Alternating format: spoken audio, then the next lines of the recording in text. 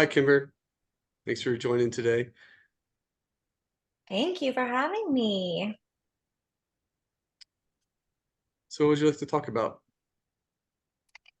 Yeah, so there's a couple things I wanted to bring to your attention today. I have been at my job for over a year now, and I've gotten great feedback from my boss. And recently, my coworker, he resigned.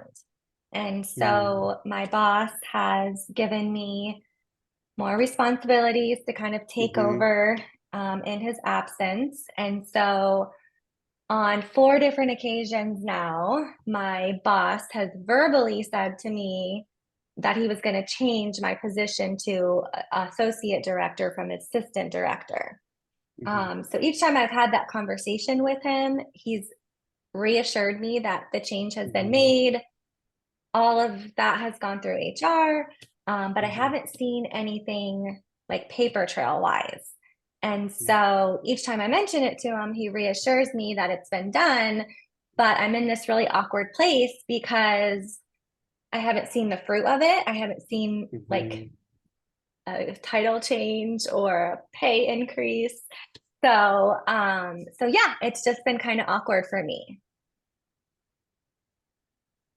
Well, so what I hear like you're saying is that you're in a work situation, you were promised something, maybe expected, and there's been continual expectation. Like it's just kind of building up and promises are keep being made, but you're Mm-hmm. not seeing the evidence of it yet.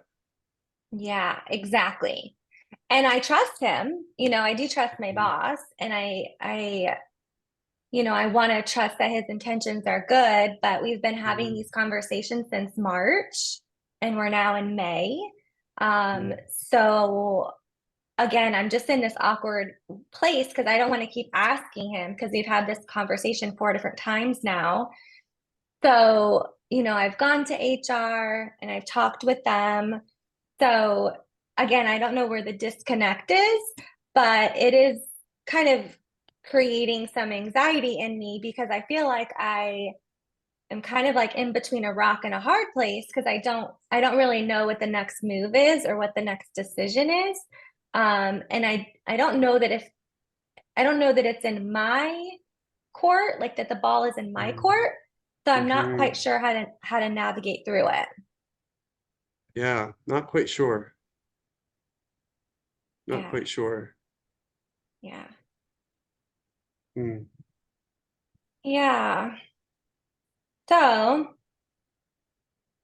that's kind of the biggest thing that's been going on with me. Mhm. Um, so I guess I'll just give it more time. I will say that while I trust that his intentions are pure and that maybe he is busy or whatever the case may be, I do think that I kind of start to internalize it of like, oh shoot, like is he not going to keep his word? You know? Yeah. And I think for me, that kind of festers like even old wounds that I have of Mhm. like people saying one thing and then doing the opposite. And so I Mhm. don't want to put him in that category and automatically assume that that's what he's going to do. But I'm not seeing any other action or any other behavior to tell me otherwise. Mhm. Mhm. Would you say that you feel uncertain about Mhm. your boss's decision for you? Yeah, I do. I feel uncertain Mm. because I think I start to even question myself of like, Mhm. oh, well, even though he said it, like maybe he doesn't think I'm like ready for that kind of jump in the Mhm. org chart or um maybe he's saying that like just to keep me happy or like I Mhm. think that's when the doubt Mhm. starts to come in and you Mhm. really again you just kind of start spiraling because you've done the brave thing of approaching it several different times um and I don't know. I don't want to be a pest either, but it has been since Mhm. March and we're in May. So March, April, May. So that's like 3 months. So I think I've been patient because I've been doing the Mhm. work. I've been doing the Mhm. work. Yes. So, Yeah. so I don't want to become bitter and be like, dude, I'm not doing any more international students and I'm not doing any. Uh-huh. Yeah. So yeah, so that's kind of where I'm at. Wow. Wow. Mm. If I can summarize a little bit from what I've Hmm. gathered, you shared quite a bit, Kimber, and I just want to say thank you for that. And what I'm hearing you is I'm hearing that you are in a place of extreme pressure. You mentioned between a rock and a hard place, and that's a really Mm, hard place to be. And within that space, you've been developing a lot of anxiety. You've been feeling frustrated. hmm. You feel uncertain. You've been feeling a little bit unseen. You Hmm. trust your boss, but you're not sure you understand why things aren't moving forward as quickly as maybe you want them to. You want to Yeah, be that's faithful to your good. job, to the things that you are committed to, but you Hmm. also feel pressured because you're asked to be doing a lot more than what has been asked of you. Yes, exactly. And that is totally spot on Mm, because, when I came on to do just first time in college students. mhm, And then my boss has me now overseeing all of athletic admissions, mm, which is about 60% of the student population in all of the applications. So that in of itself is a lot more than mhm. the original agreed upon because I'm doing not just first time in college, but Right. transfers and internationals. And then with my coworker leaving Mm, and him not doing the non-athletes, those are things that I'm absorbing as well. So it's kind of, I wow. guess, like what you said, it's just been like snowballing of like, dude, Yeah. I came on at the bottom of the totem pole and I'm overseeing a whole department with 15 to 20 different Mm, employees like in my department. So it should kind of be a natural progression. mm, So he agrees with that and he's confirmed that that is what he wants is for me to oversee that mm. department, but I haven't seen like the title or the salary change. Yeah. Mhm. You haven't seen it. Blessed is he who Uh-huh. believes and has not yet seen. Wow. So thank you. Well, Thank you for hearing me out today. yeah. No, thank you for sharing, Kimber, and hope this was an encouragement to you and that you feel listened to and you feel attended to. Thank you. Yes, thank you. Thank you. Okay. All right. So is that the So end of the session? that concludes our session. So now let's Beautiful. transition to feedback. Mm, Got it. Okay.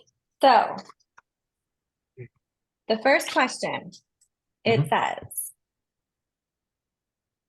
and I guess I am going to answer this part because it says the Mm, client mhm. should identify one or two times when the counselor's reflection was most accurate. So, Robert, you nailed it when you mm, said the rock and the hard place and the pressure that I was feeling and not being noticed and not being seen. That was spot on. mm. You could not have said it any better or articulated it any better. So that was Wow. totally accurate. Um, the next one says client again, identify one or two times when the reflection was least accurate.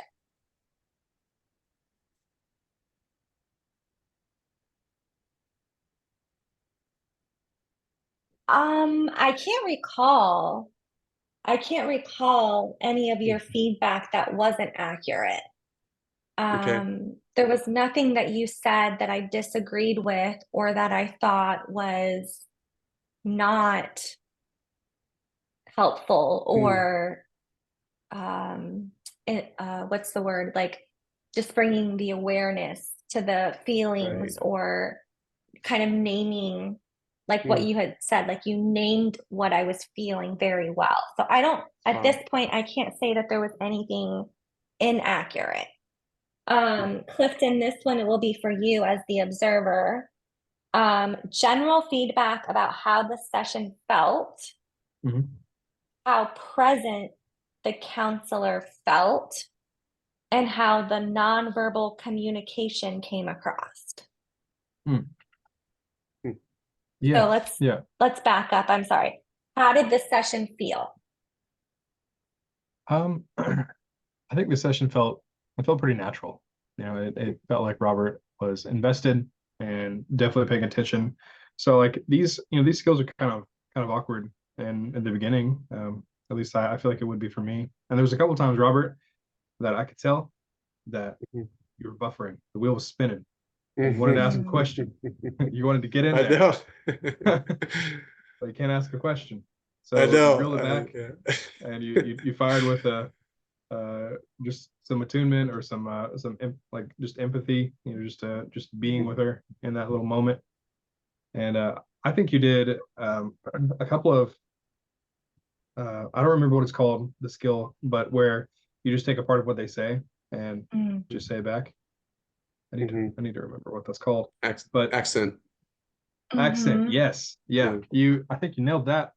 But it was very surprising in a way, because I think you were very present. Like Dr. Townsend has said, being just kind of globally focused on the person, globally aware, and I feel like you brought that in there, like a little domain of just the session.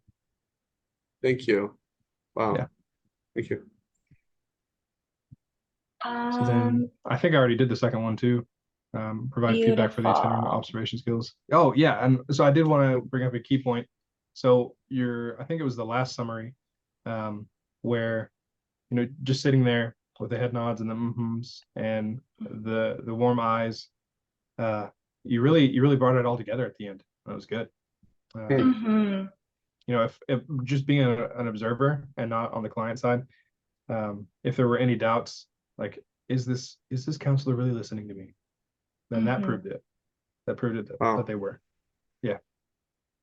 Wow. That feels great. Thank you. Yeah. Thanks for sharing, Kimber. Yeah. Any other constructive feedback that demonstrates to the professor that we understand the clinical skills and what they should look like? Any other feedback? Excellent. Okay. Well, this concludes the observation of Robert's counseling with Kimber as client. Great. There we go. All right.